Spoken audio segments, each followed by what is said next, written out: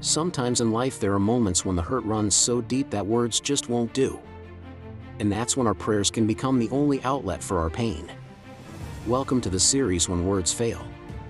Today we read diving into a story about a woman named Hannah who had a silent prayer that changed everything. But before we begin, I want you to remember this. If you find value in this message, please don't keep it to yourself. Share it with others. Let's see how many lives we can touch together. Now let's dive into the story. Now, imagine living in a time when being a woman meant that your worth was decided by whether or not you could have children. Imagine if that was the measure of your value. For Hannah, that was her reality. She loved her husband, but he also had another wife named Peninnah, who, well, she wasn't so nice. And she had lots of kids, which meant that she got to rub it in Hannah's face a lot. Can you picture the pain of that? Year after year, this went on. And no matter how much her loving husband tried to comfort her, there was this one wound that just wouldn't heal. Every year, they'd travel to Shiloh to worship at the sacred place. It was their thing. But for Hannah, it was more like a yearly torture session because Peninnah would always find a way to make her life miserable around that time.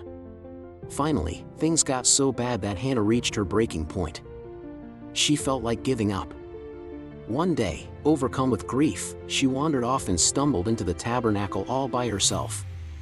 There, in the depths of her despair, she did something that might sound crazy today.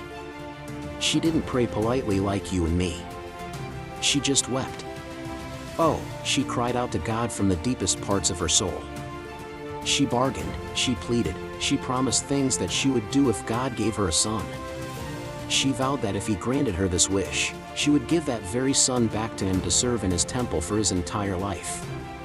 Talk about an intense prayer. And here's where things get even more interesting. Her prayers were so heartfelt and intense that her lips moved, but not a sound came out. It was like her pain had become so big that it was taking over. The old priest, Eli, saw her and thought that she was drunk. Can you imagine? Right in the middle of her desperate plea, he calls her out and scolds her in front of everyone. But you know what? Hannah didn't get angry. Instead, she opened her heart even more and told him the real reason behind her tears. She poured out her grief and anguish, how she'd been treated like a nobody, how she'd yearned for a child, and how she'd reached a point where she just couldn't hold it in anymore. And then she mentioned that thing she'd promised God, how she'd give up her son if he gave her the chance to be a mother. After she finished, something amazing happened. The priest, Eli, realized how wrong he'd been. Instead of scolding her, he blessed her. And right at that moment, something shifted inside her. It was like a heavy weight had been lifted.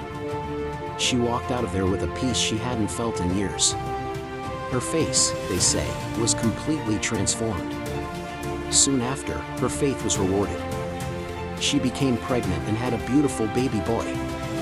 She named him Samuel, which means asked for, because that's exactly what she'd done. She'd asked for him with all her heart.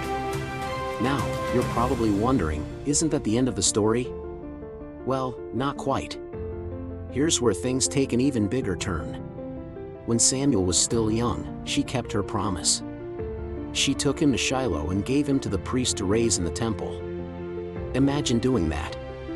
It's like giving up a piece of your heart to fulfill a promise. This story isn't just about a woman who really wanted a baby.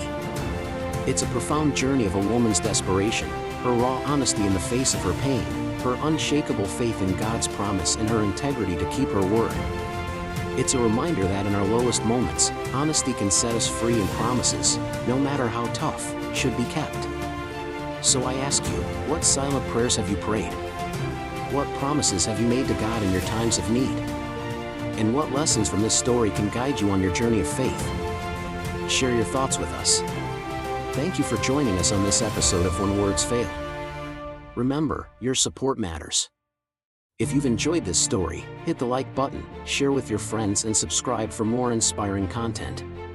Together, we can spread these stories of faith and strength.